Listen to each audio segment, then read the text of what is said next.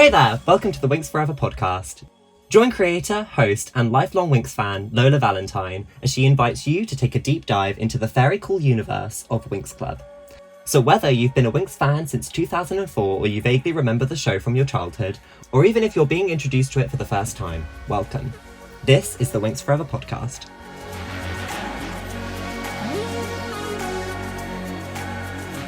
Hello fairy friends, welcome back to another season 1 rewatch episode of the Winx Forever podcast. I am your host, Lola Valentine. If you are new here this season, we are taking a deep dive into the first season of the Winx Club series, comparing the two original English dubs, the Canadian Cinelim dub or Rye dub as we call it, and then also the first American English dub by the 4Kids Entertainment Group. And for this rewatch episode, I am enlisting the help of my new friend Joshua. You might know him from his Winx Club Re-write project, the Winx Chronicles. Josh, welcome to the show.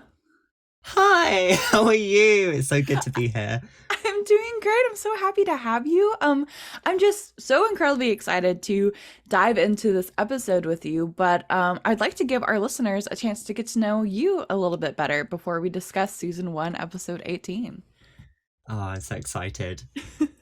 Now, you, like me, grew up with the 4Kids dub in England. I think that a lot of people don't know or realize that 4Kids dub wasn't just in America. It was actually distributed to a lot of other English-speaking countries. And it's a huge part of why the franchise was a success in those regions, because of how we were introduced to the whole show through the 4Kids dub. So do you remember the first time that you saw Winx Club, and what do you think about Winx Club attracted you to the show? I remember the first time watching Winx. I was 4 years old, I think, something ridiculous like that. And I think it was, it must have been early 2005, maybe late 2004, something like that.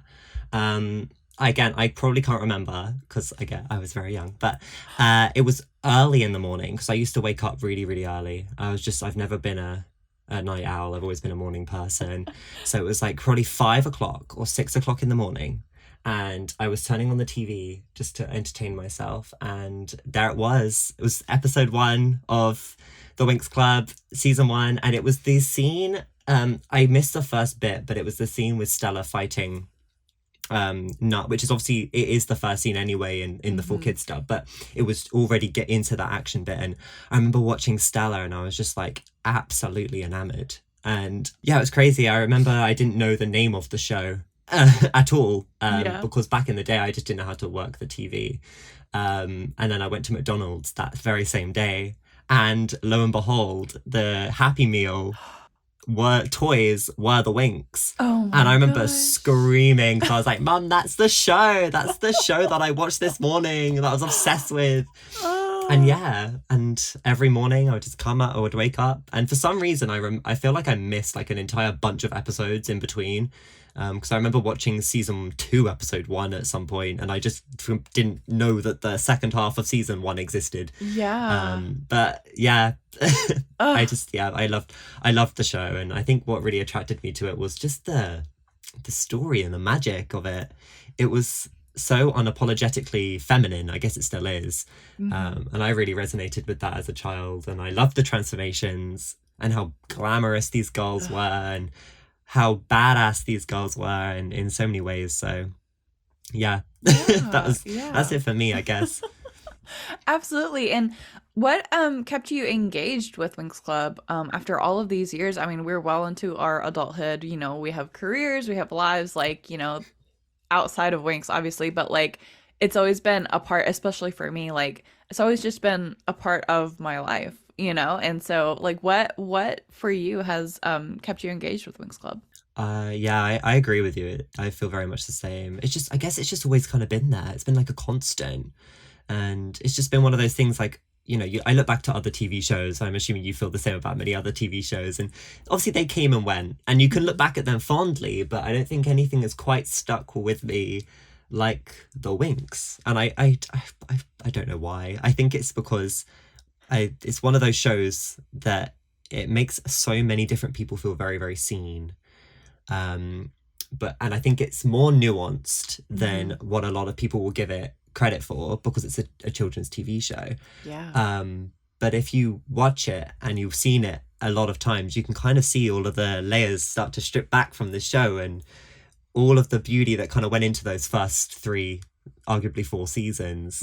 And, you know, the actual allegory, I guess, I don't even know if that's the right word, but I guess it would be the allegory of life that went into Winx. And it's such a simple story, but I think it's such a beautiful one that resonates with so many people.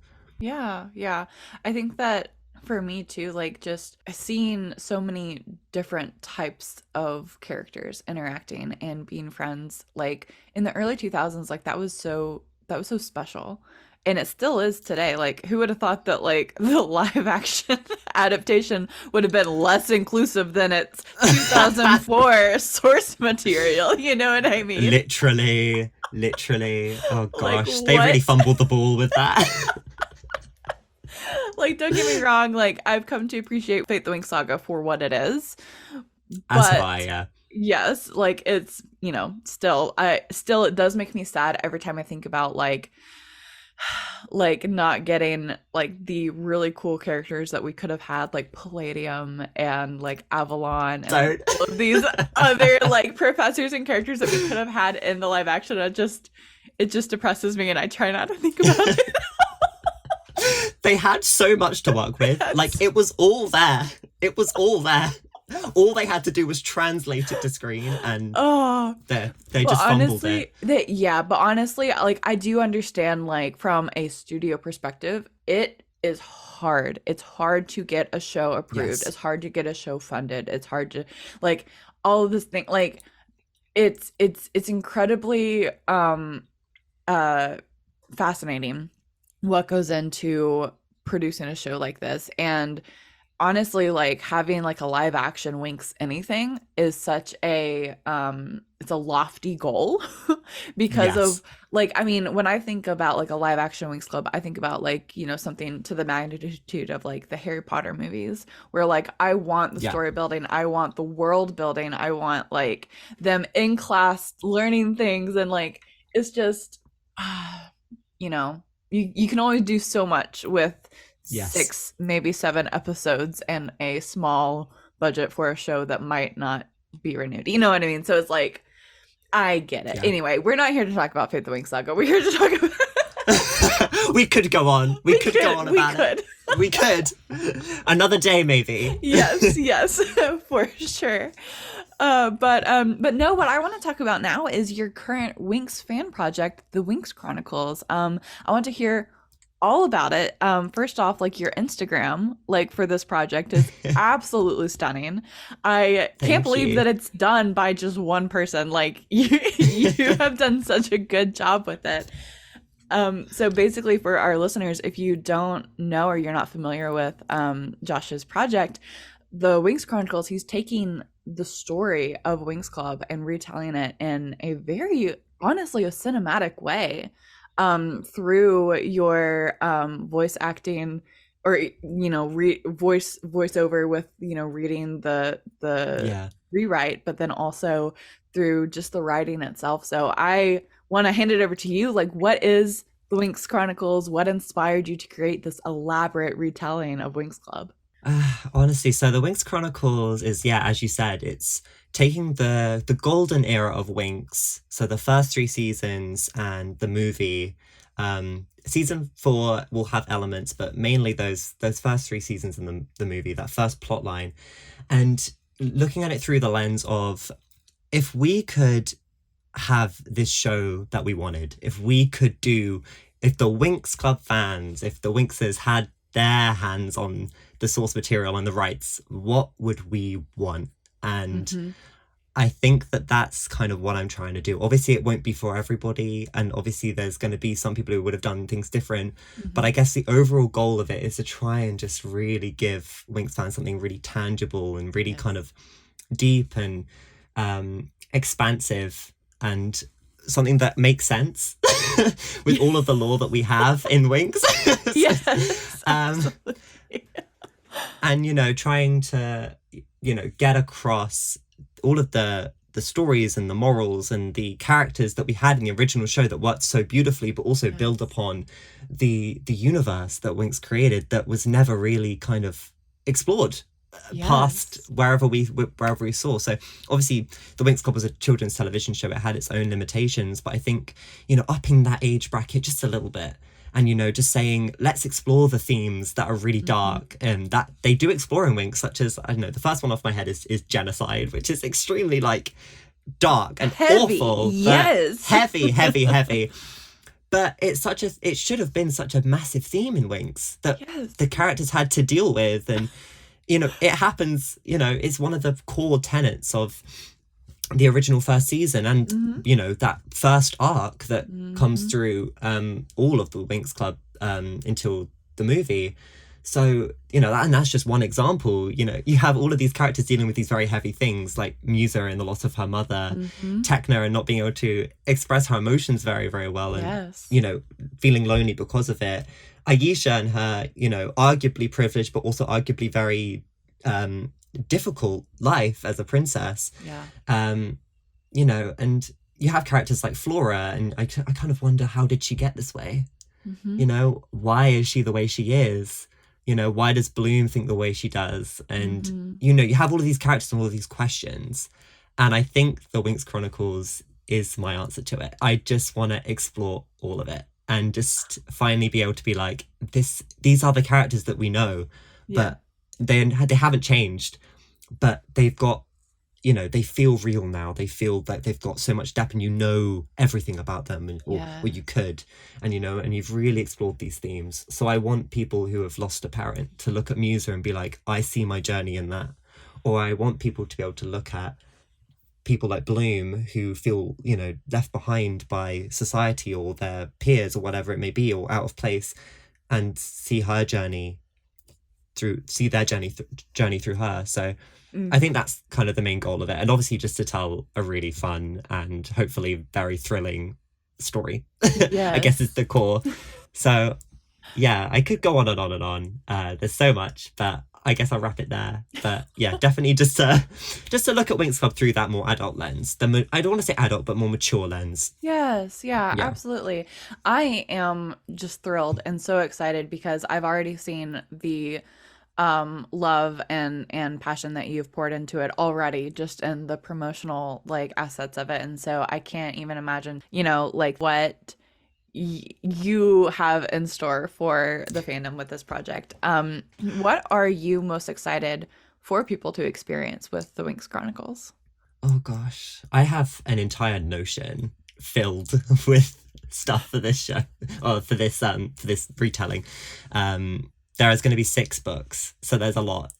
And I know how it's all going to end. So picking some things that I'm most excited for people to experience is hard. I think I'm excited for people to experience the characters again. You know, just be able to kind of see these characters interact in new ways, but also be like, I know these characters. These are still my girls. That's still Musa. That's still Tekna.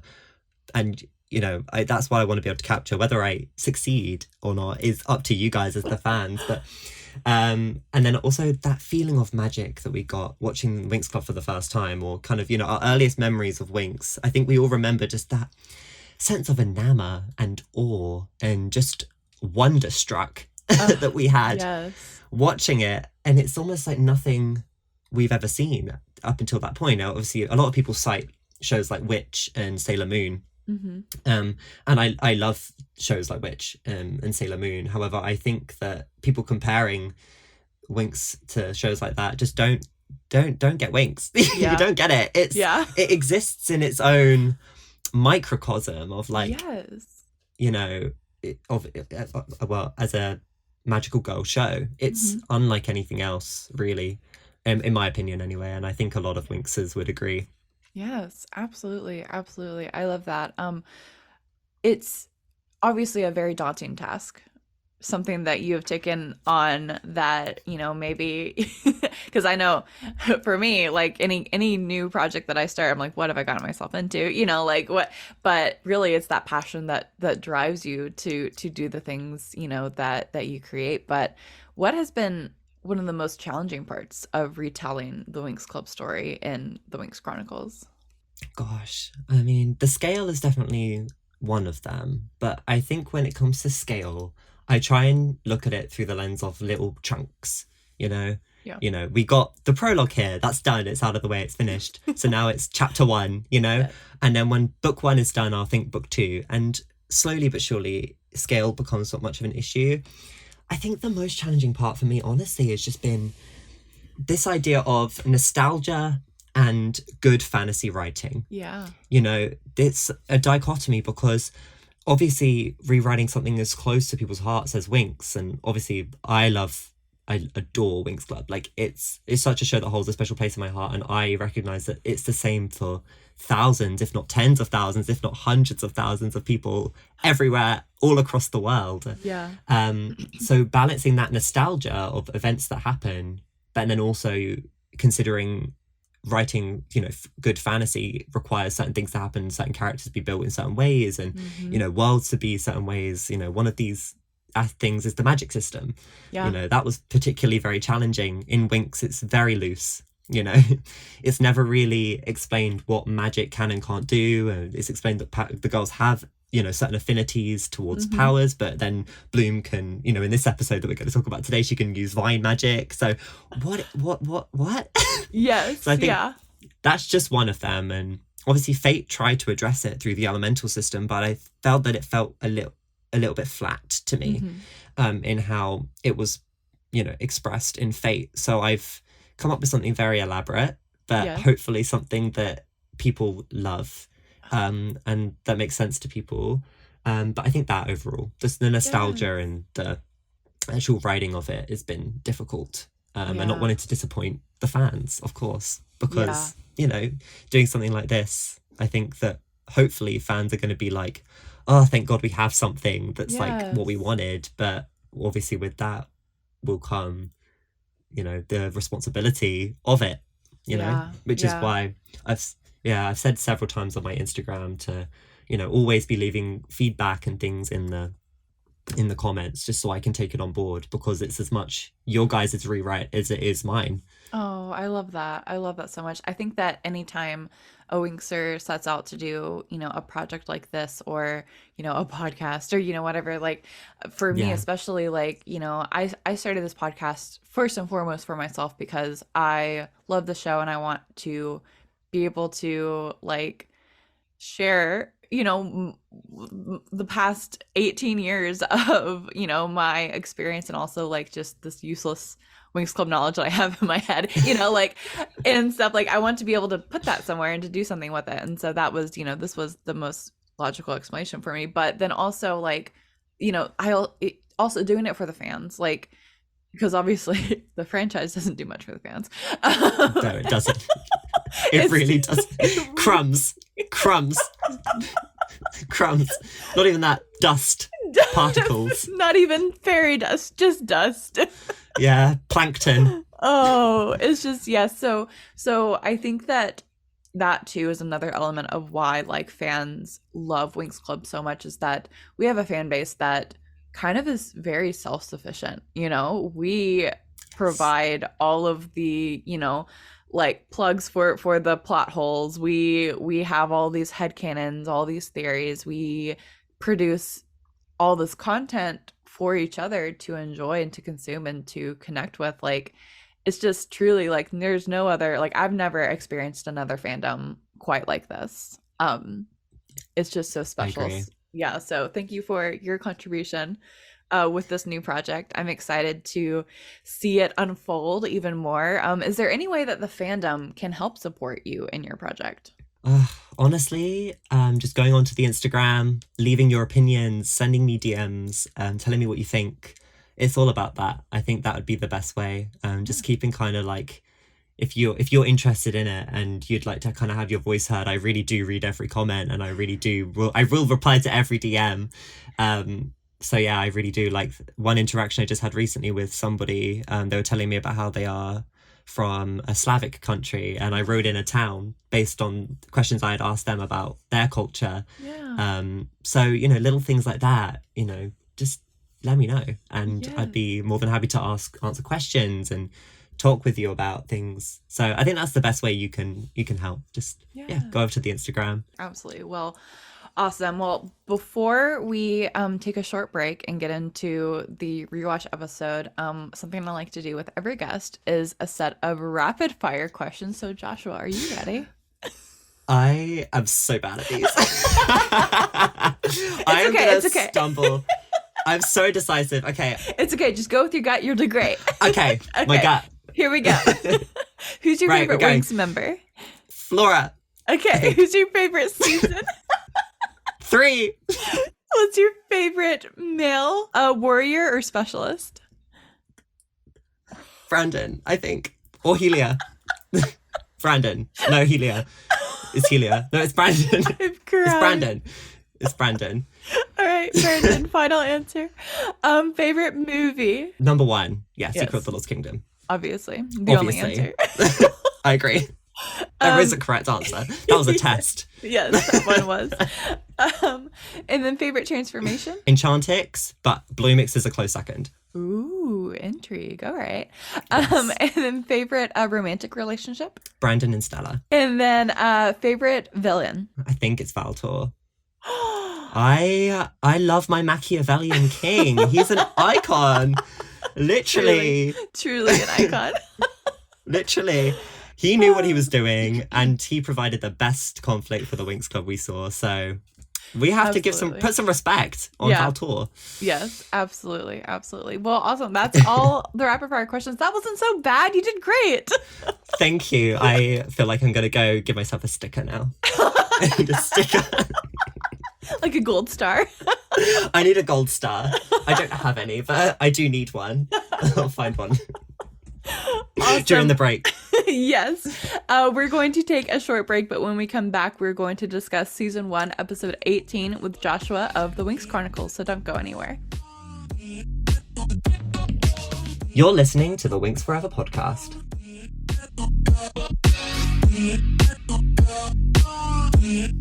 And now I'm happy to present a preview from the Winx Chronicles.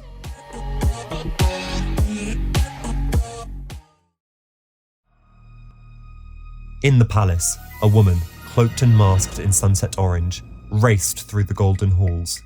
Fighting tears, she dragged behind her a young child, masked and cloaked in white, who was panting and stumbling as she tried to keep up. The woman's platinum blonde hair leaked from her hood as she repeatedly cleared it away from her face. The palace was already engulfed in fire, and most of the staff along with it. Meanwhile, the 3 villainesses made their way into the courtyard of the palace, setting aflame each artisan hedge along the path that led to the doors.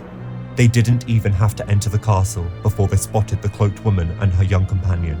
They paused as the 2 of them ran through the grand doors, locking eyes with the 3 hags for what was barely a moment.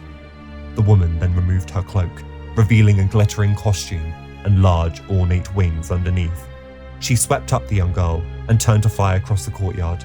The wicked trio followed the fairy with great haste, their faces betraying, for once, a semblance of fear, the arrogance now wiped from their smiles. The hags knew exactly who this woman was, and she frightened them. Be sure to follow Josh's project, The Winx Chronicles, on social media for release dates, character profiles, and project updates. The Winx Chronicles, coming soon.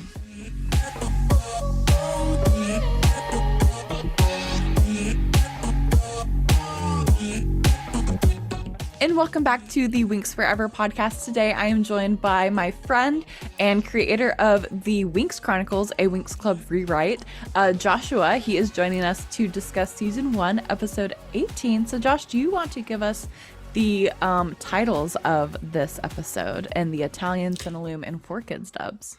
Okay, so the Italian is Addio Magix, Cinelume is The Font of Dragonfire, and 4Kids is Senior Witches Go to Earth.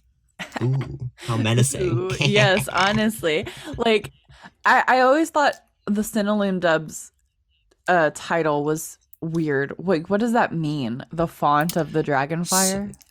It's a really old word. So font means like container or like vessel. Oh. So it does mean something, but it's not used in modern day, really. Ew. It's not a... I've never heard that before. Thank you for Yeah. that. I've never in my life. Yeah, font is a weird word. Yeah. It's a good title. It's an interesting title, but... Yes, it is, because I'm font- talking about Bloom. Yeah. Yeah. Interesting. Font is how we know it colloquially nowadays. It's just the font of text. Typeface, yes, yeah. Typeface. Yeah. So, we love the Dragonfire font. It's my favourite text. It's my favorite typeface. Yeah, I'll be printing the Winx Chronicles in Dragonfire font. Yes. And also, all of my hate letters to Rainbow will be printed in Dragonfire In font. Dragonfire font. Yeah. Bright. Cursive. Dragonfire font. Yes, absolutely. Absolutely. And then you were telling me the Italian word for addio is not just a simple goodbye. You want to expound on that? Yeah, so addio in Italian means like it's like a farewell. Like, I'm not seeing you for a long time, if not ever again. So it's more so like a final goodbye magics. Like, I'm leaving you forever. You know, it reminds me of that kid with the chicken nuggets. Have you seen that? Never coming back to this place again. Yes, that guy. That was Bloom in that episode. What? You'll never see this face again. It to all is- Texas people. It's so Butchering your accent. It's so true though. like she is being so dramatic for what? Like, I get, like, we'll get into this in this episode, but like, I get, like, she's been just absolutely humiliated and she's just done with it all, and she's just like, peace out, I'm gone. Like, out of all the times that she ran away from from Althea, this is probably the most justified. I agree. She ran away. I don't even know how many times she ran away from Althea. I've seen the show how many times at this point. I couldn't tell you. It's like she does it and we're like, she'll be back. Yeah, it's okay. Yeah. She's all talk. Yeah. Yeah. She does it. She'll be back in 2 episodes. Just give her a moment. Fine. Yeah. She just needs a minute. Yeah. Yeah.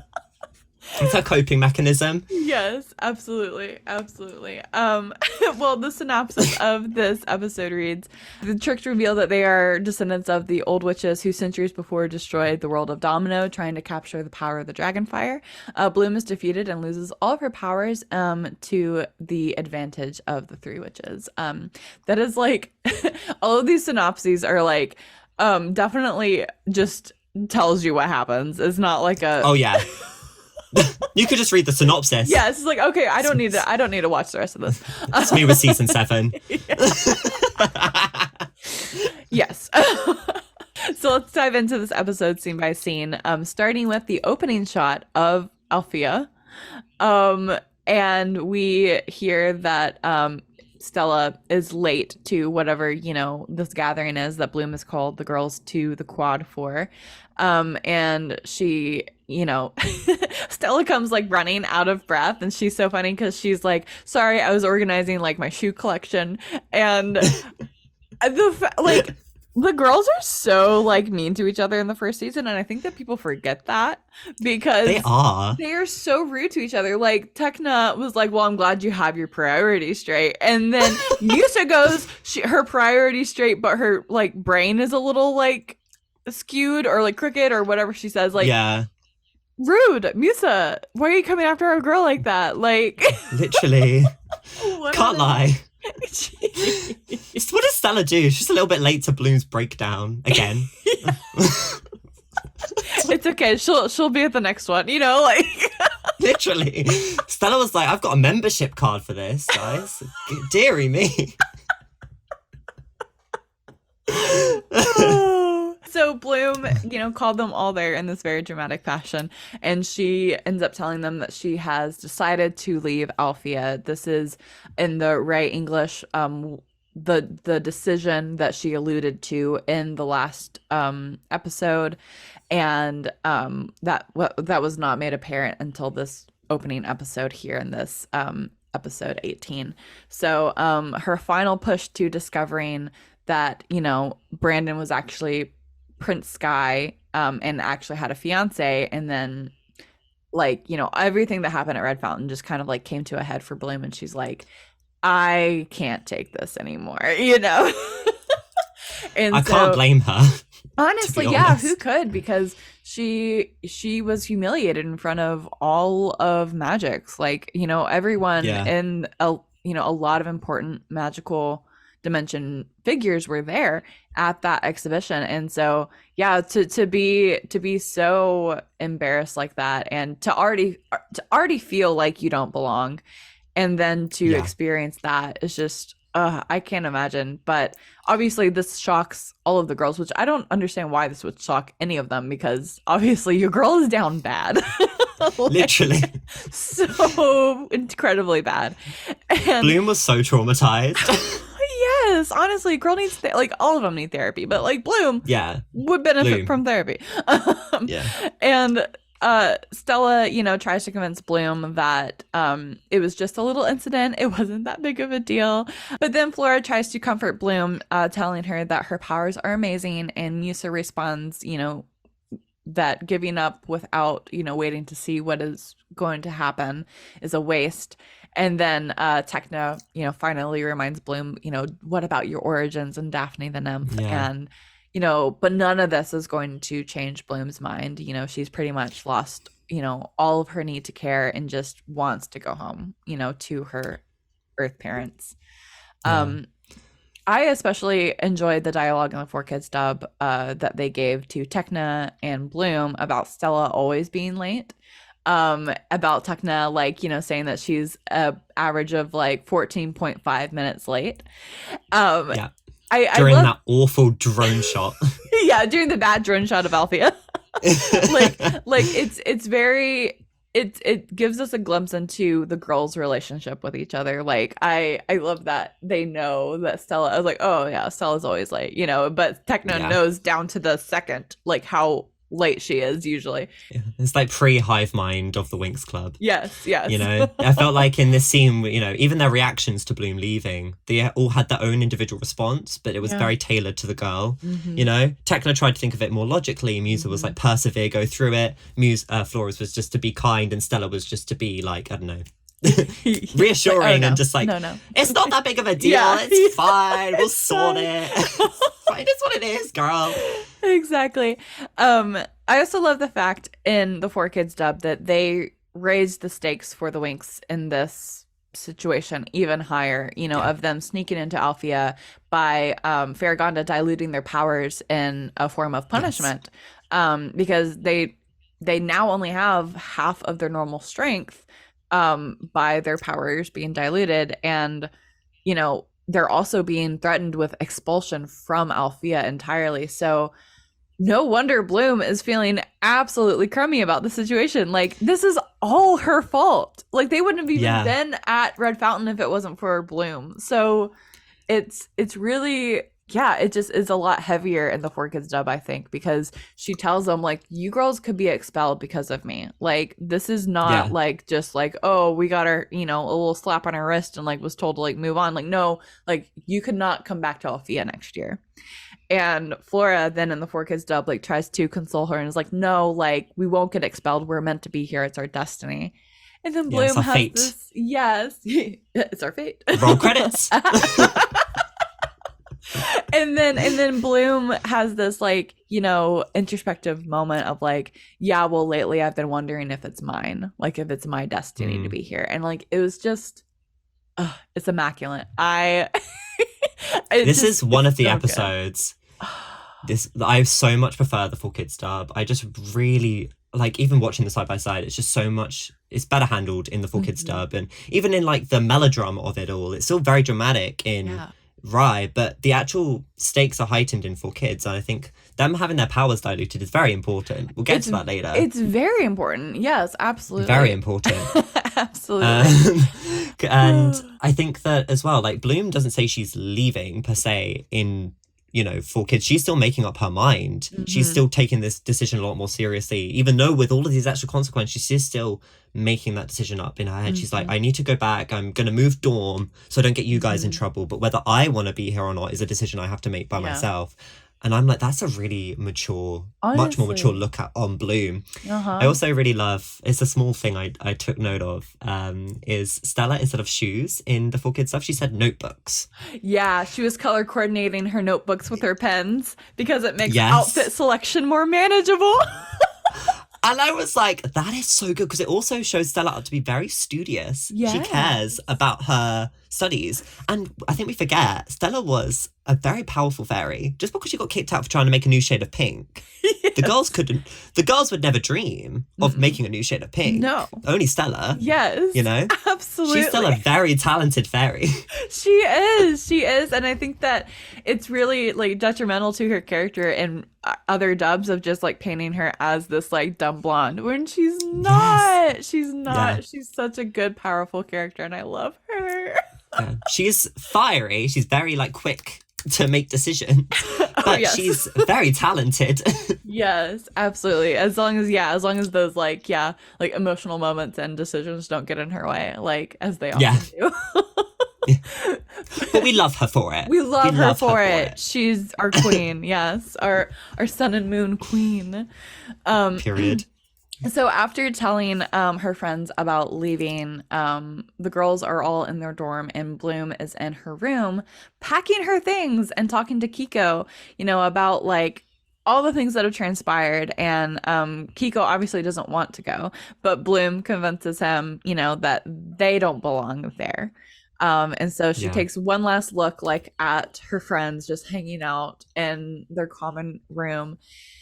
And she casts the spell on Flora's foliage on her trees that are in their dorm to gently, bring her and Kiko down to the ground in Alfea. First of all, shout out to Flora's trees. We love Flora's trees. We love Flora's trees because they come in such handy, like in this season. It helped Flora capture the nightmare monster. It's helping Bloom run away. Like these are so functional, and we never see them again. You want to say Roxy or Myrta was the 7th member of the Winx Club? Daphne? No. Flora's trees. Flora's trees. Flora's trees is the 7th member of the Winx Club. They're coming through. Like, I mean, just helping our her girls out in form. times of need.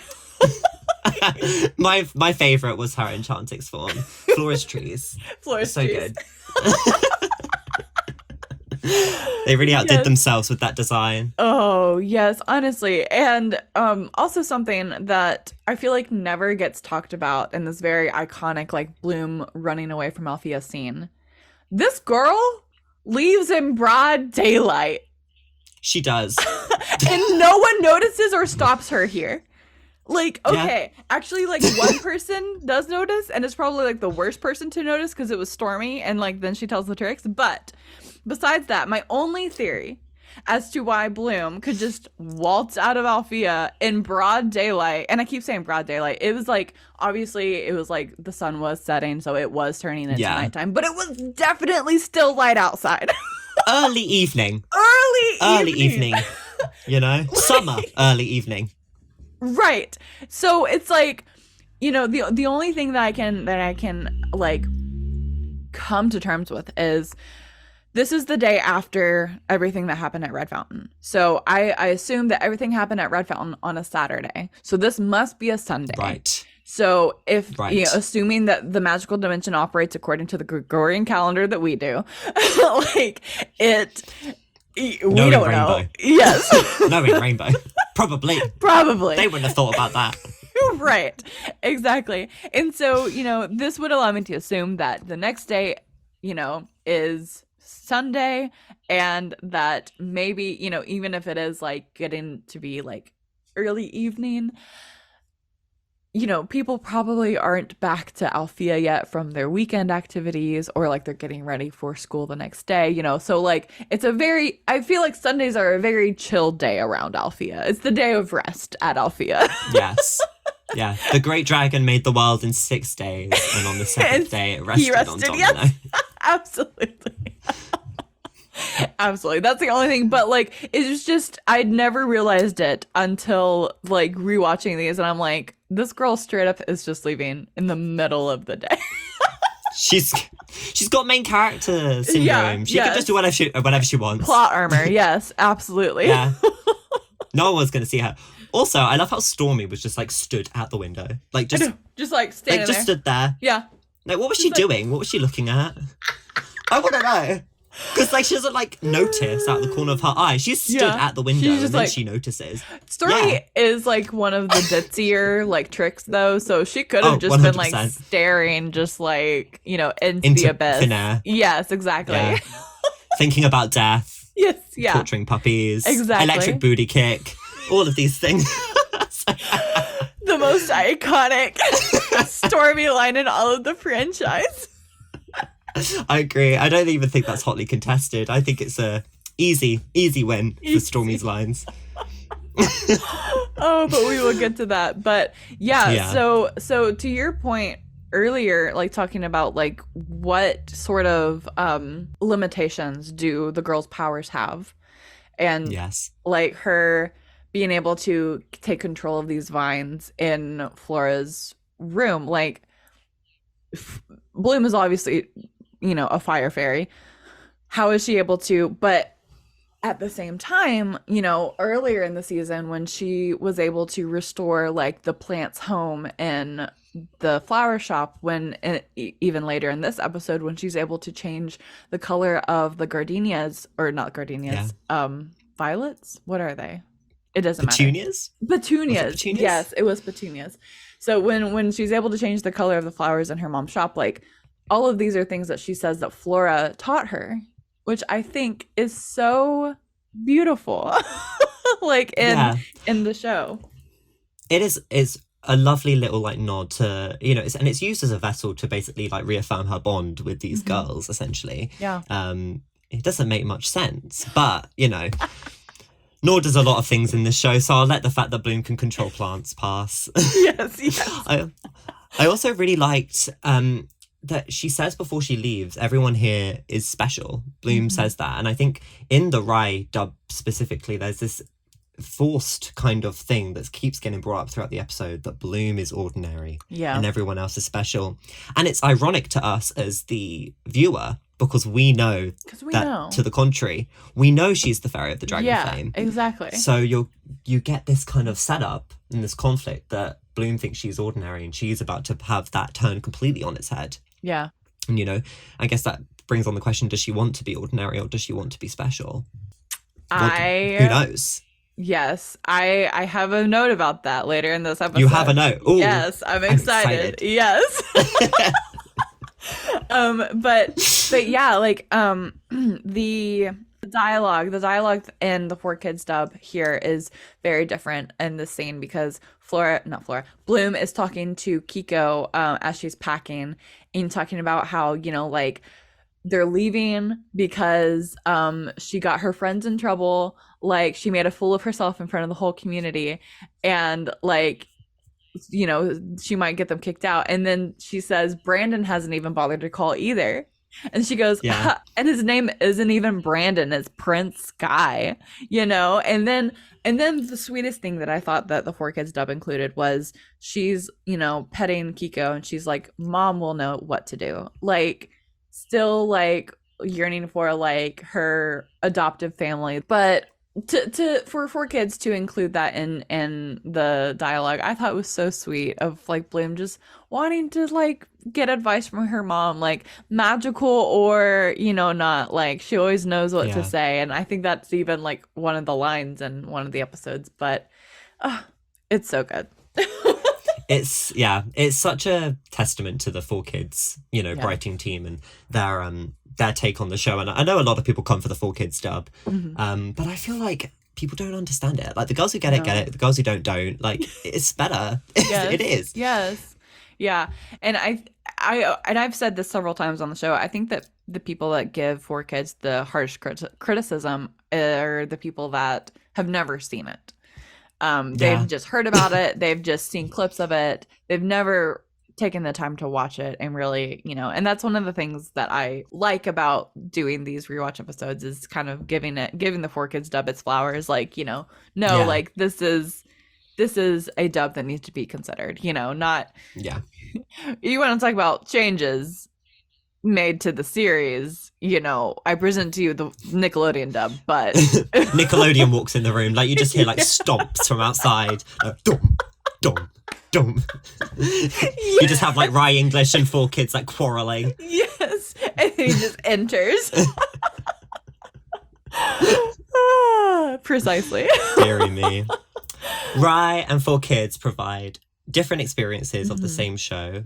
And I think that they both give good experiences of it, you know? Absolutely. I just think in terms of your first kind of, you know, you're going to watch the show going into it, I think that 4Kids just provides a much more succinct, you know, overall just enjoyable. And I think Rye, when you watch, you get more of that lore, you get that kind of like, you know, the original intention for the show is more preserved, I'd say. The themes maybe, but overall I think everything is very consistently done in 4Kids. Absolutely.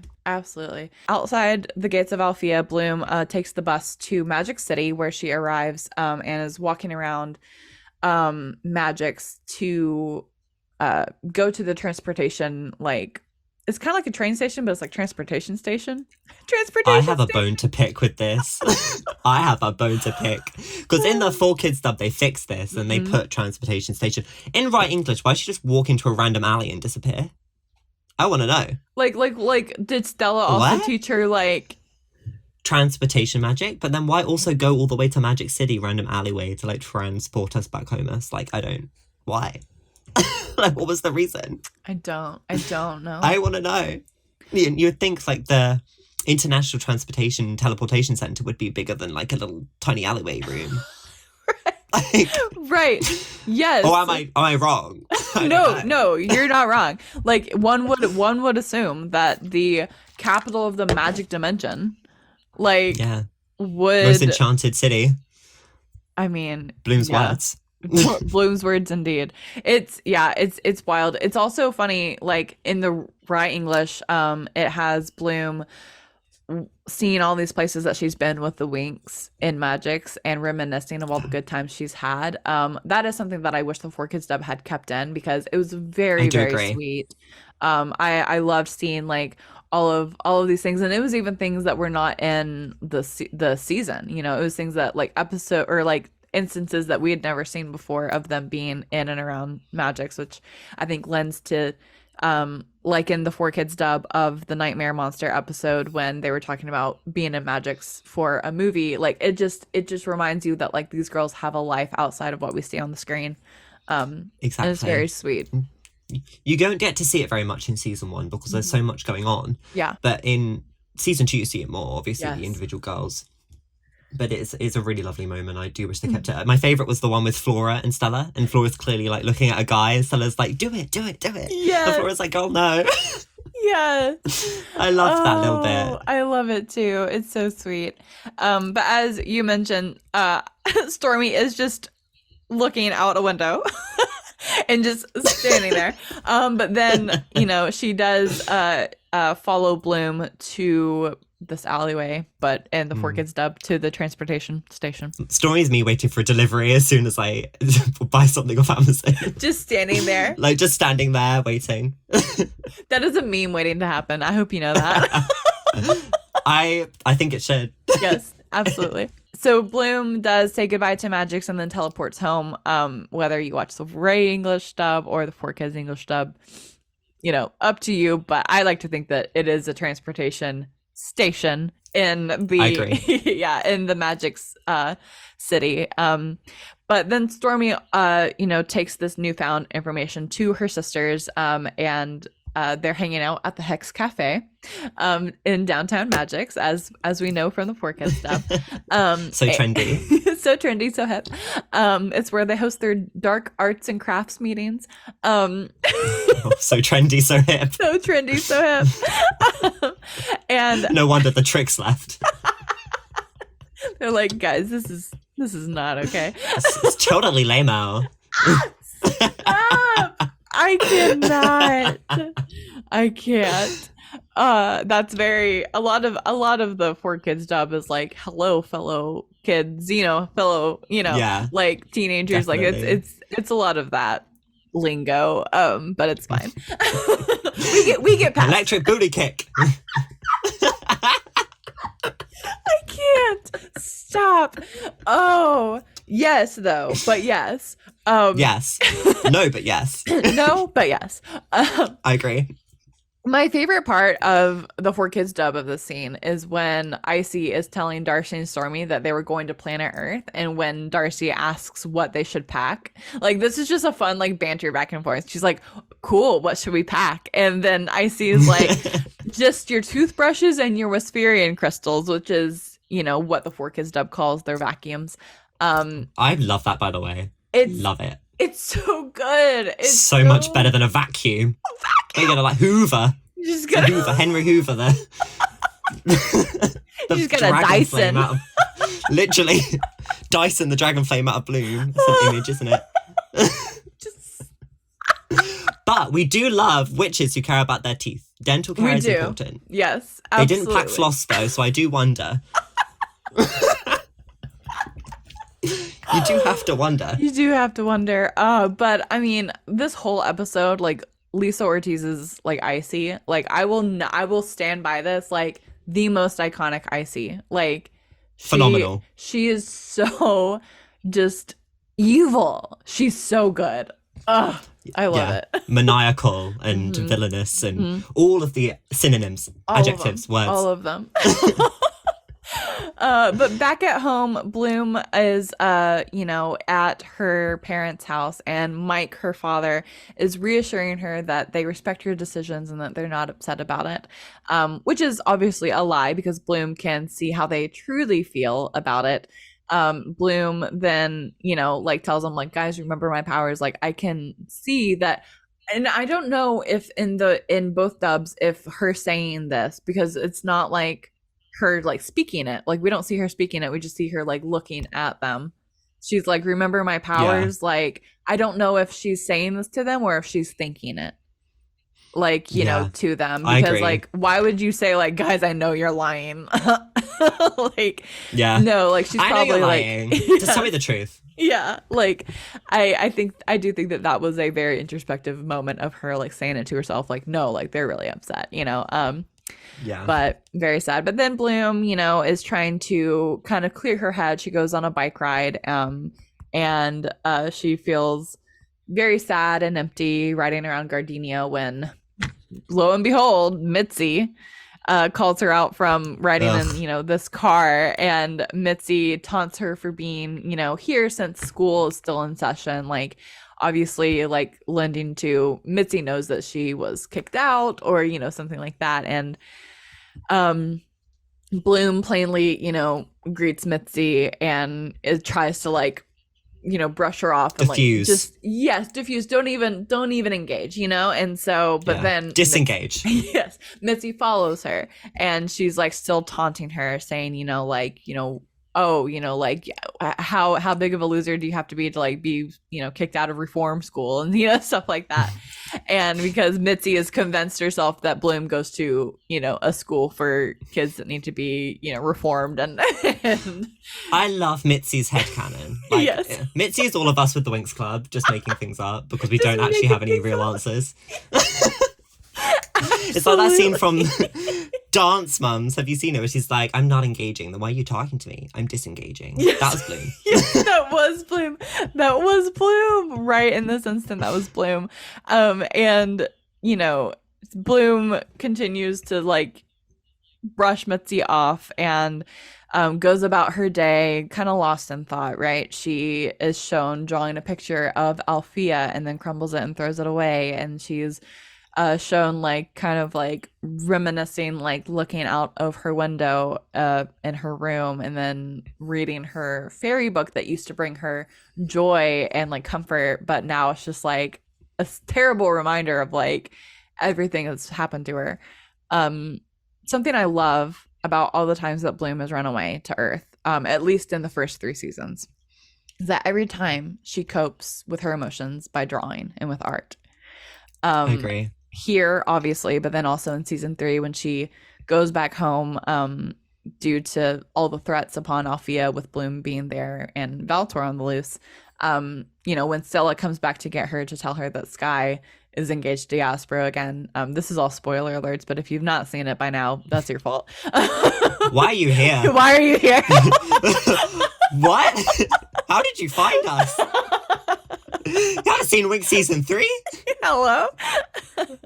But you know, Stella coming back and seeing, you know, Bloom at her drawing desk again, you know, it's just such a good nod to Bloom's artistic abilities and how she uses them to express her emotions, and I love it. Of course, you know, we forget all about that post season 4, so yeah. Like, what do you mean? Bloom can draw? What do you mean? Individualistic characters? Get out of here.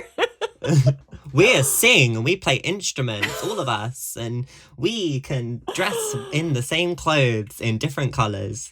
But also in the same colors and a lot of the time. But also in the same colors. Terrible. Terrible. It's true.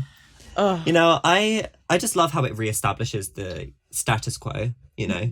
We almost get like a reflection back to that first episode. We have that interaction with Mitzi. You know, we have her in her room reading her book. It's almost like it feels eerily familiar but different, and you know something has changed. And I think that, you know, it's a tribute to their really good writing, you know, that we really we have that moment that feels almost so put together in a way that it calls back to that first episode. Yes. But, you know, you really can see Bloom doesn't belong there anymore. And it just contributes to that overall theme of Bloom feeling that she, you know, didn't belong in Magic's, but she doesn't belong on Earth there anymore either. So where does she? And I think Icy says that actually in one of the dubs. I can't remember which one it was. I think it's for kids. Because of course. Yeah. Because of course it is. Yeah. Because of course. I also love that this is the last time that we ever see Bloom using her power to read people's auras. Or like their true emotions. True. No, it's true. But that just left. And it was never seen ever again. R.I.P. that very useful power. And so is it just Bloom? Or could other fairies do it as well? Like, is it like or a is new it like level only certain unlocked? ones? Yeah. Like, is it because she's the fairy of the dragon flame? Or like, why? Is that a power of the dragon flame? So like, what? I just want to know. I just think that it's funny that we never get to see this power again until, you guessed it, Fate the freaking Winx saga. Because if like you can even tell me that this wasn't an inspiration for Mind Fairies, because I it agree. totally was. It totally Literally, you was. have all of these really cool elements. You have water, earth, air, fire, light, mind. What? Where'd they get that one from? You couldn't have picked like darkness or something, or like I don't know. I do something like cool. I do like that they associate like mind also associates with like spirit, and like that's also an element. Like we're all grounded to the earth. Like I like that kind of in like a very hippy dippy way, but like anyway. The quintessence. Yes. We love quintessence. Giving a bit of witch there. Absolutely. Yeah. But at Alfea, Musa, Technoflora, and Stella all notify Faragonda and Griselda on Bloom's decision and her departure. Faragonda told the girls that they should have notified her earlier and questions them why they had just let her leave. Because, you know, like without even persuading her to stay. And Faragonda's like, you are Bloom's best friends. I hate this Faragonda in the scene. Ew. She's so annoying in the scene. It's like, what? And then she's like, we'll talk about this later. Yeah. I'm like, okay. You would have thought as well at this point, Miss Faragonda would have put 2 and 2 together. Like, to some degree, would have put 2 and 2 together. Like, Miss Faragonda, we know she's a very intelligent, powerful, well-versed fairy. Mm-hmm. You know, she's almost like a Dumbledore.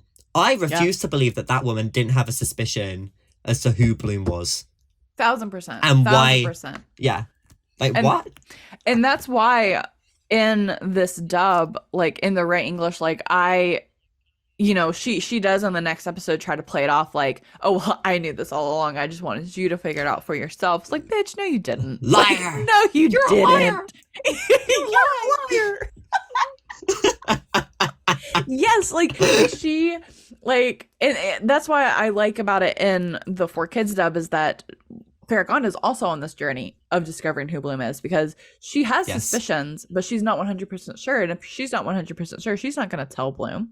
You know, like she's not going to act on suspicion. Like she needs to know. Like, Farragonda is a very smart lady, and she isn't going to lead her students astray if she doesn't know for sure. So I love 4Kids Farragonda. 4Kids Farragonda is my Farragonda, honestly. Yes, Her voice, everything about it.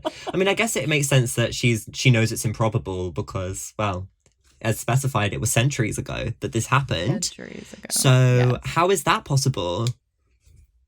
Well, Fate the Winx Saga did give us an answer to that. I can't lie. There's one good thing that Fate the Winx Saga did. Yeah, Miss Farragonda should have put 2 and 2 together. Looking at you, Rye English, Farragonda. Yes, definitely. And the way that Farragonda scolds them in the 4Kids dub, I think is much better in the Cinelume dub because, you know, instead of saying, why didn't you try and stop her? You're Bloom's best friends. Like, she was like, it's too dangerous for you to leave the school. You're on academic probation. Yeah. Like, your powers are diluted. Like, you know, let us handle the situation. Please do not do anything else. I agree. And that also alludes to the fact that Miss Farragonda knows there's more going on here than meets the eye. Yes, absolutely. So the 4 of them return to their dorms, and Tecna is saying that, you know, she was right that they shouldn't, or that they should have informed Farragonda earlier. And Stella wonders if Bloom, you know, might have changed her mind about, you know, everything. And Musa, you know, mentions like, you know, oh, well, you know, she hasn't returned. So she must not want to come back. And Stella is determined, though, as a good friend, to bring as she should be Bloom back. Yes. In the 4Kids dub, when Flora when they're all entering, you know, into the room again, Flora's like, Farragonda said no, you know, after, you know, them going and telling her about Bloom. And Stella's like, well, what does no mean, really? I don't know. What is no? What is no? What is that like, word? what is it, you know? And Tecna's like, don't answer that. Like, we're on probation. Like, we can't do anything about it. And Stella's like, if I were gone, like, I would want you to go after me. Like, and so Stella really is like the true hero in this episode. Like, 15 minutes late at the beginning, but she showed up in the end. Yeah. Yes, exactly. No, what was it? 14.37? Yes. Something like that? Yep. Yes. Whatever Tecna said. What Tecna said. Yes. And I honestly, I love that because what's really interesting is the rest of the Winx have no idea that the Trix are after Bloom. And honestly, neither does Farragonda or Griselda at this point. All they know is that they want their friend back and that they need to go after her to convince her to stay at Althea. And this is kind of a spoiler alert, but honestly, the Winx being such good friends and Stella, you know, going to get her is the whole reason why Bloom ever found her way back to Althea, you know, because she wasn't going to find her way back without her powers. She can't teleport. She can't communicate with the magic dimension. Like, Stella is the one that brought her there in the first place. Stella is the whole reason that Farragonda and all of them learned that the Trix have the Dragonfire, that Bloom, you know, like, lost her powers, and like the whole reason even that Bloom got them back. Because think about it. If the Winx hadn't been such good friends and gone after Bloom, and Stella, you know, hadn't gone to go get her, what was Bloom going to do? You know, how is she going to contact them? How is she going to warn them that the Trix have the Dragonfire? But also, if Stella hadn't shown up at the right time, would Bloom have just gone back to being a normal girl? Yeah. Like, it's a great question. Yeah, like, would she have just been like, well, I literally cannot do anything else. I'm rid of these powers that made me feel like a freak in the human world and made me feel inadequate in the magical world. So was there like a sense of relief in Bloom, kind of like, this is a spoiler alert to Fate, like kind of like Musa did in Fate the Winx Saga. Yeah. You know, like, I can finally be normal and fit in somewhere. Yeah. So yeah, I agree. I mean, I think that the actual message, I guess, or Bloom's journey, rather, her arc this episode is slightly different depending on the 4Kids dub, the Rye dub. Yeah. Because in the Rye dub, we get this kind of like, she knows she doesn't want to be there anymore, or she thinks she knows. Yeah. And we see the regret rather than anything else play out throughout the episode. Yeah. And she's trying to convince herself that she does, you know, that she does belong on Earth, not in Magix. But in the For Kids dub, we get the I don't know, Mm-hmm. and she's trying to figure it out. So she's made no decisions yet. And I think that when you get to kind of that crux of the episode, the big point, which we'll get to, I guess, she's faced with that decision of, you could give up your powers right now and just give them to the Trix, but she doesn't. Yeah. Why? You know, every time she defends them, you know, tooth and nail. So she instinctually knows that she wants those powers. She wants to be special, but she doesn't realize it, you know, consciously yet. Yeah, absolutely. Absolutely. I love that. And it's so funny because we can dissect it and look at it all these ways, and it just makes me so happy because it's more than just a little fairy show. You know, it is. There's so many layers, and it's just so deep, and like, I love it. I love that we can pull all these like deep conversations from this show that we've grown up with for the past 18 years. And not only that, from one singular episode. Exactly. And you know, if it was just a fairy show, I feel like it wouldn't have spawned this, you know, this entire phenomenon. You know, even if you want to make an argument that it is just a fairy show and we're just making all of it up, well, we're clearly seeing something in it that you're not getting. Exactly. So like get with the program. Where do you stand? Yeah. Get with it. Because I think it's more so like, it's such a simple story, but there's so much to it. The way they actually play with these characters, and, you know, Bloom is, you know, your quintessential character in many ways, but she's handled so well, you know, especially in the first 3 seasons. Yeah. Oh, so good. So good. You're listening to the Winx Forever podcast.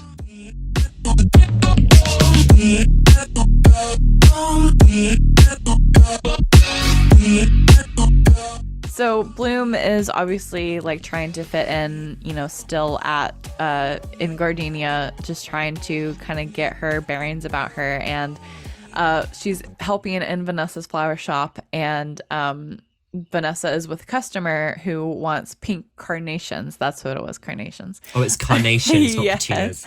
I was thinking Harry Potter. Petunia. It's a petunia and Harry Potter. Aunt Petunia. Yes, Aunt Petunia. Right? Yes. But Vanessa seems to have ran out of pink carnations for this customer, but with a bit of magic, Bloom silently transforms some red carnations into pink ones and hands them to the customer, and she goes off happily. And Vanessa compliments Bloom's magic touch, and that is very helpful, you know, in the shop. And Bloom tells Vanessa that Flora was the one that showed her that spell, and I love it. The two talk about, you know, like how Bloom misses them, and in the For Kids dub, Vanessa's like, I know what will make you feel better, like 2 nights of your mom's home cooking, and that she made her favorite, or that she's gonna make her favorite pizza with extra cheese. And it's just like so sweet. Like I love that Bloom has this like this grounding, you know, of her family for her. Like it's just so it's nice to have that for a main character, of like, she is this all-powerful being, but also she needs her parents. You know, like, it's very sweet. I think it's such a positive way as well to paint adoptive parents, where we often see in media, you know, the wicked stepmother, or, you know, it's such an archetype, and, you know, there's nothing wrong with that. You know, they're iconic, classic archetypes, but to see this really supportive, you know, just beautiful relationship between 2 adoptive parents who have literally no connection to their child in any biological way. They're not even from the same dimension. Right. Have this unbreakable bond is, it's wonderful. And again, I think it goes back to the reason, like, you know, it resonates with so many people. Yeah, because definitely. it does little things like this. Yes, absolutely. Meanwhile, outside, the Trix are spying on Vanessa and Bloom in the shop, and Icy comments that she knew that Bloom would not last long in magics, but she also doesn't fit in on Earth either, and that it would be easy to take her powers soon. This insight that Icy has to Bloom, I think, is peak arch nemesis vibes. Like, she knows Yeah. Bloom like the back of her hand. Like at this point, Bloom has foiled their plans over and over all season, fighting against them all school year. Like, you know, she knows what makes Bloom tick, essentially, and I love that. It's so good. What an incredible foil, though. You know, I think oftentimes we think of Valtor as Bloom's foil, but when you really break it down, who is that one girl that's always there to rub Bloom the wrong way? Yeah. And, you know, really kind of contrasts Bloom's personality and is her true foil. I think it is actually Icy. Yeah, absolutely. Obviously, in many ways, Valtor is a great villain to Bloom, but I think it, you know, you could make that argument for any of the villains in the first couple seasons, but I think Icy is a spectacular first nemesis and one that lives on throughout the first 3 seasons very, very well. Yeah, absolutely. If you're enjoying this episode of the Winx Forever podcast, follow the show on your favourite streaming platform so that you're notified when new episodes are released. So it's now nighttime and Bloom is walking down the street, heading home with Kiko. She says to Kiko that she will eventually get back to her usual life in Gardenia, you know, kind of to your point, like seeing that perspective of in the Ray English dub, she's already made up her mind. This is where she's going to try to fit in. In the 4Kids dub, she in the scene says, you know, maybe I could get used to the slower pace of, you know, human life again. And which is, as you said, lends to the she's still making up her mind about it.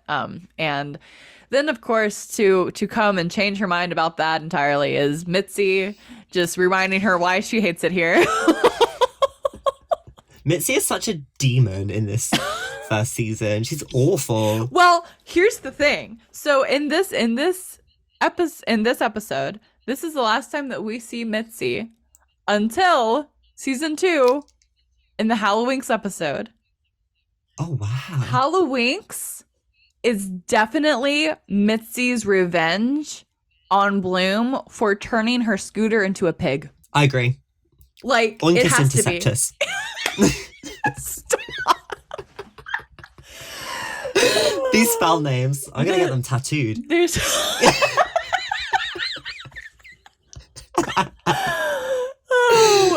Like it has to be like, I mean, that's the only explanation, because everyone is always like, well, why on earth would Mitzi like invite Bloom and all of her friends to a random, like, she wasn't friends with her, why? It's obviously for revenge, because she made her look stupid. Like, of course she wants to humiliate Bloom and her friends like at a big party with a bunch of people. Like, yes. So I think that was a very funny connection because I just realized, like, this is the last time that we see her until that episode. Like, things connect in Winx Club? What? At least in the first 3 seasons. In the first 3 seasons, wow. I forgot that happened. Yeah, yes. Oh, so funny. So funny. But yeah, so obviously Mitzi was taunting her. Bloom gets fed up with it, turns Mitzi's scooter into a pig, and the rest is history. Yeah. Classic. Every Sunday. Yeah. It's your everyday here in the UK, honestly. Just come to London. Live your Winx Club fantasy. Oh, I'm sorry. So after turning Mitzi's scooter into a pig, Bloom heads back home, laughing about, you know, the prank that she just pulled on Mitzi, when she enters her house and finds that the Trix and the ogre Nut has her parents captive. And like, just like, hello, like, just to think the shock of, you know, of all of this for Bloom is just scary. Like, she was just like getting used to being normal again. Normal, you know, as normal as she can be, having the most powerful force in all of the dimensions inside of her. But like, you know, coming home to her normal house and just having the Trix there, like, that is terrifying. And really is. Yeah. Really, really is. Yeah. I mean, if you think home invasion is actually genuinely terrifying. I mean, it's one of my literal biggest fears. And I think that it's just brushed over in Winx. You know, these 3 women who've literally traumatized you and stalked you for what must have been months at this point. Yes. Who drove you to the point of, I'm going to attack this random girl in the middle of the Day of the Rose. And now they're in her home.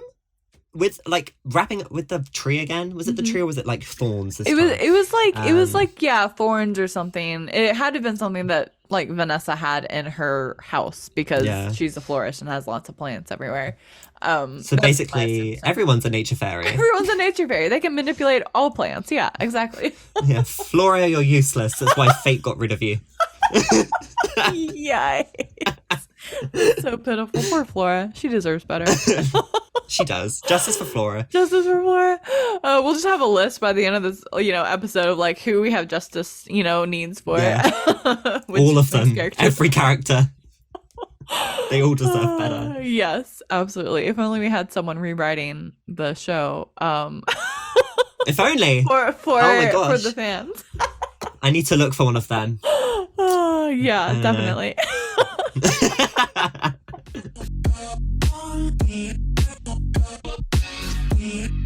But it's funny that the Trix still send Nut after Bloom to go like do their dirty work after all of this. It's so funny.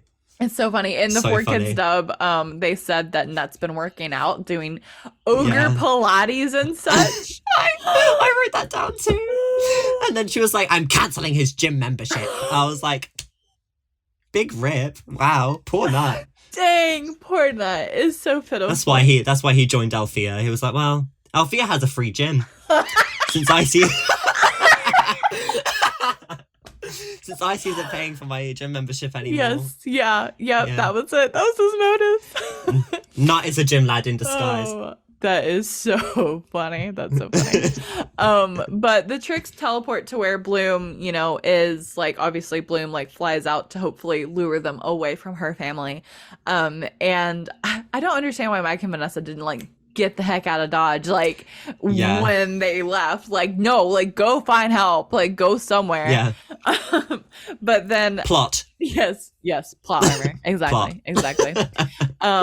Bloom is dodging, shots from lightning attacks from Stormy left and right. They chase her all the way, through the sky. And Darcy's attacking her next. She creates this big wall in front of Bloom, preventing her from flying any further. And then Icy attacks her, but Bloom creates a shield around herself. And then Stormy grabs Bloom's neck and tosses her. I was shook when I saw that. I was like, hello? Girl, what? Hello? It's mad. Manhandled Bloom like it was nothing. First that, and then electric booty kick. Like, we're getting to it. We're so close to electric beauty kick moment. I'm so excited. It's what I've been waiting for. So they obviously they witch Bloom up really well, like in this fight in the sky, and then in a last attempt to really get at Bloom, Icy says that she's going to go like in the 4Kids dub, she says, if you're not going to listen to us, maybe you'll listen to your parents. Yeah. And Bloom's like, what is she? Oh, no. Like, she's like, oh, crap. So she goes, flies as fast as she can back to her house. Mike and Vanessa are there again, trapped again, and have the Trix have opened this, like, portal, like, to some kind of like to oblivion, I guess. I don't know. Yeah, to oblivion. Yes. Yeah, mega dimension. Right. Yeah, somewhere bad. Not good. Not a good place. Yeah. And Bloom, it's almost England. Oh no. I'm joking. I'm not joking, but I'm joking. I think that this episode, to your point, does reflect a lot of the first episode of the season, but also it has other tidbits too from the other struggles that Bloom has faced throughout her time at Althea. Like, this is very much reminiscent of her magical reality chamber assignment. Yes. Where she had to save Kiko from falling into a vat of lava. Like it's so like it's crazy. And like the fact that Bloom is like so strong, can like pull up both like two grown humans. I was wondering this. I was like, how much weight can those wings handle? Because they are small wings. They're small, little wings. Yeah. So it does make me wonder. I'm like, girl. And she's at half power in the 4Kids dub as well. Exactly. Which I think is why the Trix were easy. Like, it makes sense to me that her powers were diluted and that she was able to be overthrown by the witches in this instant, because every other time Bloom has defeated them, right? And so that's the I only agree. thing that makes sense to me, is that she was at half strength. Yeah. In the Right English dub, I always was like, it doesn't hit the same for me, because Yeah. Bloom always goes into this like avatar state that she's demonstrated Yep. several times, where she Yep. like just OPs everyone Yes. when she's under extreme distress. And I don't know why seeing her parents this way wouldn't activate that state, Right. if nothing else. I think in defense of the Ray English dub, which I never thought I would have said that on this podcast. Oh, wow. I think that It's the first time. first time for everything. I think that, you know, it was them portraying Bloom at her lowest point. She didn't have her friends 100%. around her. She was Yes. the lowest that she could get, and so, you know, it is not to connect everything back to Fate the Winx Saga, but power is linked to emotion, as you said. Like, you know, Yeah. she does go into this avatar state when she's enraged, but she has been just depleted of all of like her emotions, essentially. Like, Yeah. she's felt every emotion in the past 24 hours that she could feel, and she's just done. You know. Yeah. So She was finished. yeah. And then I guess it brings up, like, is there a part of her that gave up?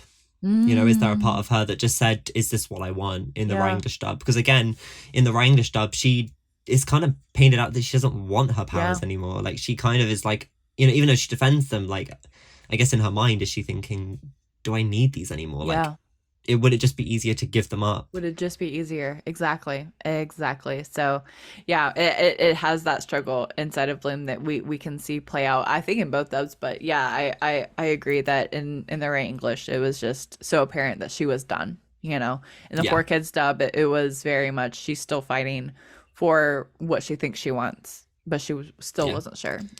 So yeah, absolutely. And I guess that's why they had added the power dilation to almost justify that win of the Trix. Yeah, and I think that that's fair for sure. But yeah, you know, once Bloom saves her parents, the Trix kind of congratulate her before absolutely destroying her.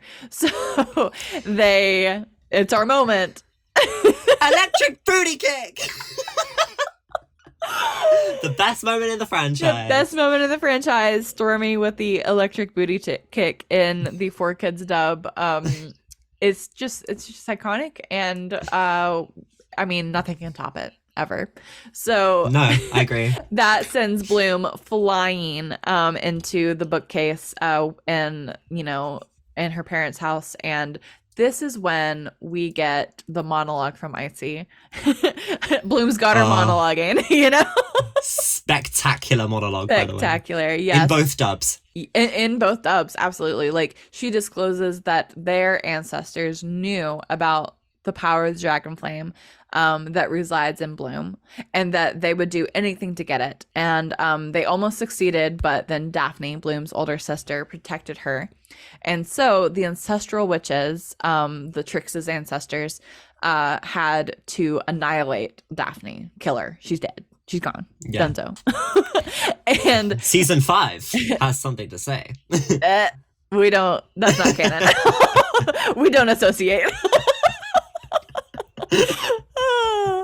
But before killing Daphne, Daphne saved Bloom by sending her to an unknown location far from Domino, even far in time, maybe. Mm-hmm. And Bloom questions the Trix own goals and why, you know, it involves their ancestors, and Icy answers that they will be able to complete what their ancestors started by taking Bloom's power. And Bloom weakly kind of stands up and announces that, like, you know, they have to go through her to get it. Like, obviously, Bloom, because it's in you. Duh, that's not news. But then Icy attacks Bloom, freezing her to the bookcase, and calls her a princess. And Bloom still isn't comprehending what this means, and Icy then informs her that she is the long-lost princess of Domino, and the keeper of the dragon's flame. And the source, you know, the dragon's flame is the source of all magical life in the magic dimension. I have a quarrel with, as iconic as this whole scene and this whole monologue is of Icy's, my biggest question is, how did Icy, Darcy, and Stormy find out about all this exposition. I agree. I wrote that down as well. Because in the first of the season, they thought the Dragonfire was in a ring that Stella owned. Like, girl, don't be acting like you've been known. Like, you had no idea this whole time. She was clueless until like what was it? Was it episode 8 with the cars and the dragon flame? Was that episode 8? So she's known for 10 episodes. Yeah. And in that time, where have you found this information out? Like, where have you gone? Have you gone to Domino? Have you gone to the bookshelf library place on top of the tortoise? Was it a tortoise? A bird? I can't. Give me first movie. I can't remember. I the only thing that I can maybe think of, and this is a very loose connection, is in the 4Kids dub, they constantly consult the Dark Force.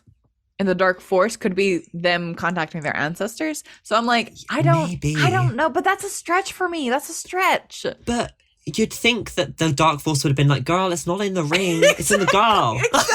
It's like, it's not in the ring. Exactly. Don't go for the ring. Yeah, exactly. I think this is one of those things that just doesn't make sense.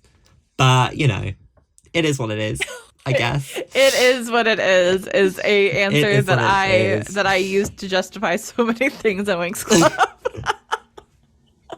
I think that, it's possible that they could have, once they found out, gone back to Domino and searched for the answers themselves and maybe, but I just don't see the Trix as that capable yet. Yeah, same. Like the Winx had to go to Domino through the magical reality, like, portal, like, that Palladium altered to be able to do that. So it's like, I don't think that a dead planet is that accessible. I guess. I agree. So yeah, to your point, I don't think that they would have the ability to do that. So yeah, like, I have no idea how they like found out all this stuff about Daphne and hiding it in Bloom and stuff. Like, man, magic, I guess. Yeah. It's like it's a lot of like, magic, I guess. Period. I feel like it's a lot of like really nitty gritty info as well. Like, she knew a lot of it, like everything. Yeah. And this goes for both dubs as well, I suppose. Yeah. I think it's in the first, no, it's in the second movie. Is it in the second movie when the Trix are used as vessels for the ancestral witches? Yes. Maybe that kind of happened in this moment. Maybe her ancestors were channeling her, like Icy was her ancestor's vessel, like speaking through her in all of this. I think we can headcanon that. I think but like we can also too. Visually we would have seen that if that was true. Yeah, but, or at least like Icy's voice would have been altered like it was in the movie and stuff. Like I think that there could have been a lot of ways to represent that.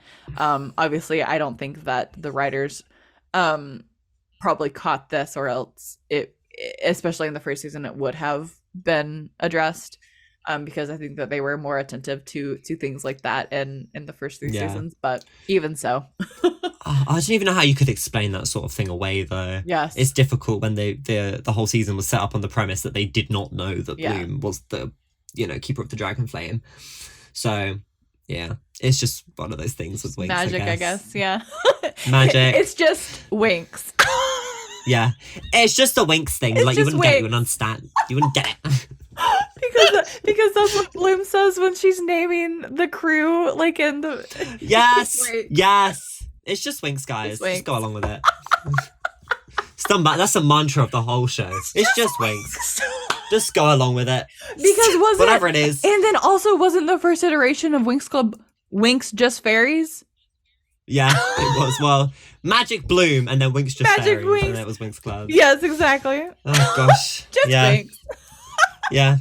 Naboo appears in the second movie. It's just Winx. It's just Winx. It's just Winx. They've put them back in school in season 7. Guys, it's just Winx. It's Flora just Winx. and Flora and Muse are suddenly white. It's just Winx. It's just Winx. It's just just go Winx. along with it. Oh, I think that we've solved every problem in the Winx universe with this phrase. Agree. I don't even need to rewrite it. It's just my Winx. job done for me. Just Winx. Just Winx, innit? You publish your first book and that's the only page in it. Yeah. Prologue. It's just Winx. It's just Winx. You wouldn't get it. You wouldn't understand. End of. Thin. I'm glad to help you write. I hope I get a co-write I title. think, yeah, I agree. We'll join authorship on that one. I'm crying. That's going to be my April Fool's joke. I was about to say that. And see how many people know it. Oh, that's from this so episode. good. That's so good. Deary me. I will say though, and I know I say this so much, and I will never stop saying it. The 4Kids dub won in this scene for me. Oh, Lisa 100%. Ortiz, Liza Jacqueline, So good. Their performances. Karen Tackett's Darcy telling Bloom to just relax. Like, yeah, it's phenomenal. It's so good.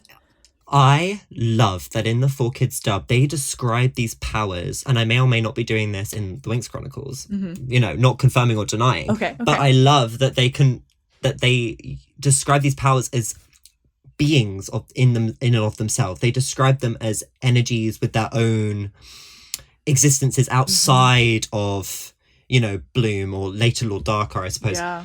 It's much more mysterious and mystical in it. You know, she says that they've spent ages searching for the dragon flame, the centuries, like the ancestral witches, and then the guardian of the flame sealed their flame within Bloom. Like it existed outside of Bloom originally, but she put it in her to lock it away. And I just found that so interesting. I mean, Varagonda describes the shadow fire. Is it the shadow fire? Yeah. In season 2 very similarly, you know, the power lingered in the halls, you know, in the hallways of Shadowhall, waiting for someone to come in, you know, and it describes it as this malevolent force, this, you know, I hate to use the word again because I've been listening to Taylor Swift too much, but like Machiavellian force, like really interesting. And I just think it's very, very cool how they describe it. And they also talk about time in the 4Kids dub that they don't do in Rye. Yes, yeah, absolutely. How Icy says that, you know, generations of witches, you know, all of their work has led to them, and that they are the ones that are going to get to be able to possess the Dragonfire. Like, it's just iconic, and it's so good. It's so good. And as well, I've always taken issue with the word ancestral witches. You know, it would make sense for only Icy, Darcy and Stormy to say the ancestral witches, but everyone else refers to them as the ancestral witches. Yeah. So this makes it seem almost like they were the ancestors of all witches. You know, they were the ones who, you know, streamed out witches forevermore. Henceforth, the ancestral witches. Yeah. You know, so they are their ancestors, but everyone else's too. And it also brings, you know, more, what's the word? Like when you, there's a word for it. Oh my Lord. agency into the Trix, because they have chosen this path themselves to be those ones. It wasn't something that befallen them. Right. Has befallen them. Yeah. Oh, that's a good point. I really like that take on it, because I hadn't thought about that. I just like, oh, ancestral witches. It's just Winx. Yeah, that's fine. It's just Winx. It's just Winx. No, I agree. Yeah. No, that makes a lot of sense now that you've brought it up, and I love that. I love that it is this like, oh, well, if the Dragonfire has, you know, is the birthplace of all magical beings, the ancestral witches are also the, you know, the source of all witches, you know, like that just makes a lot of sense. And honestly, I'm so excited for your rewrite. Honestly, like this is gonna be so fun. I'm so scared.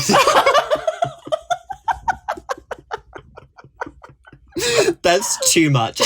There is so much. There's just people forget how expansive Winx Club is. The amount of times Lola's pulled me out of the depths, guys. Lola will just message me on my thing like, guys, I'm so sorry I haven't posted today, and Lola's like, it's fine, it's okay, just give like yourself a break.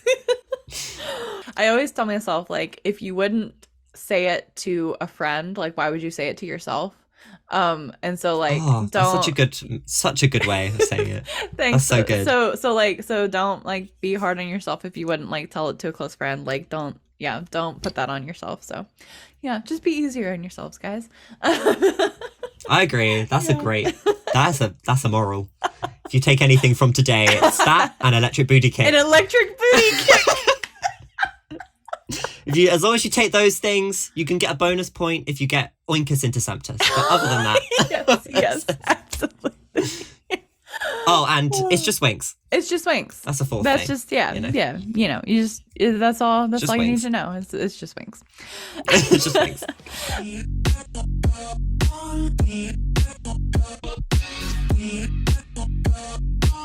But now it is time, finally, for the Trix to take over Bloom's power. So Darcy knocks Bloom unconscious, strapped to the icy wall. And the Trix summon their vacuums, or the Wisterian crystals in the Forkhead's dub, and they initiate their vacuums to take Bloom's power. And once they've accomplished this goal, they take their prize and leave with Nut the Ogre to go wreak havoc over the entire magical dimension and beyond, probably. So Period. Then we have this very small but I guess not so important, because it wasn't in the 4Kids dub, scene of Mitzi somewhere outside telling people who delivered her scooter that the big pig was her scooter, and these men obviously don't, so I lied. That wasn't her with the pig. This is the last time we see Mitzi. This is the last bit. This one. Right. This one. And this is when Mitzi vows vengeance on Bloom for Halloween. I just love the whiplash of going from this really dramatic scene, and you get that really iconic moment of the spark leaving Bloom's body, and it like flits up and goes into the vacuums. Like, we all know the scene. It's legendary. It's a legendary moment. Yes, yeah.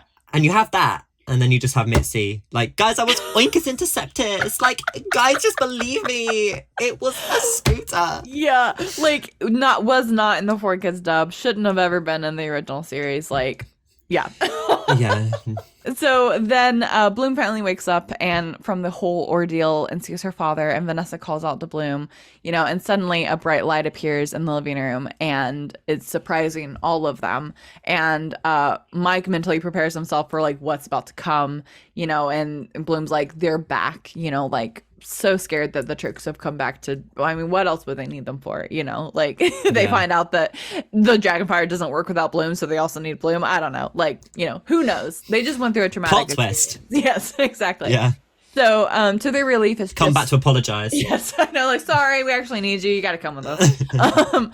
But to their relief, it's just Stella, and Bloom calls out to Stella, and Stella asks what's wrong, and Bloom explains to her what happened, that the Trix ambushed her and stole her powers. To think how terrified both of these parties are here, and the thought that Stella is just coming to take Bloom back to Althea. She had no idea that she just got hijacked by a bunch of witches. And then poor Bloom and her parents having just been through this terrible traumatic thing, thinking that this was the Trix coming back for Bloom. It's just terrifying. It's so scary. Yeah. 100%. You just forget how much stuff these girls go through, especially in those first 3 seasons. Oh my Because it's framed as a kid show. Because it's framed as a kid show. Because it's just Winx. Because it's framed as a kid show. Just Winx. Just casual Winx. Then Vanessa tells Bloom that she thinks that she should go back to Althea with Stella and try to come up with a solution to get her powers back and all of that. And Stella agrees, and she comforts Bloom and reassures her that everything's gonna work out, and that they're gonna stop the Trix, once and for all. And then Mike tells Bloom that they're supportive of her, whatever she does. And then Bloom tells them that she loves them, and then they all hug, and then I guess they go head off to Althea, and that is the end of this episode. What a cliffhanger. Wow. What a journey that episode.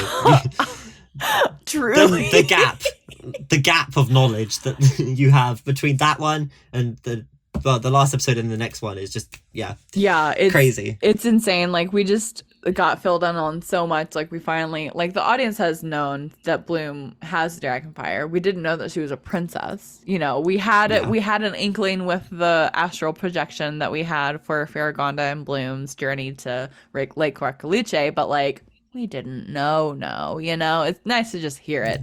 So so major events that happen in this episode. Obviously, Bloom leaves Althea for the first time. It will happen again. Number one. And then thinking that she's not special enough, she doesn't belong in the magical universe. She learns the truth about her past from Icy, of all people. We don't know how she knew it, but Just a Winx thing, but just a Winx thing. And then Bloom now knows that she is the lost princess of Domino and the keeper of the Dragon Flame. Bloom has her powers taken away from her, and then she also discovers that she has an older sister that's also dead. Sad. Dear me, imagine finding that out all on a Sunday evening. All on a Sunday evening. Jeez. Dear me. What a time for Bloom and all of the characters involved. But something that we like to do at the end of these episodes is to pick out what our Winx Forever moment is, deciding what the most Winx-tastic, like quintessential Winx moment of this episode was for us. So, Josh, what would you say is yours? Oh, you know what I want to go for. I know what you want to say. but if I was to be serious, the most quintessential Winx moment for me was that icy monologue. As much as it doesn't make sense, that icy monologue is, especially Lisa Ortiz's delivery. Yes. Is fantastic. It's and so I think good. it's such a... That being said, electric booty kick. It has to be.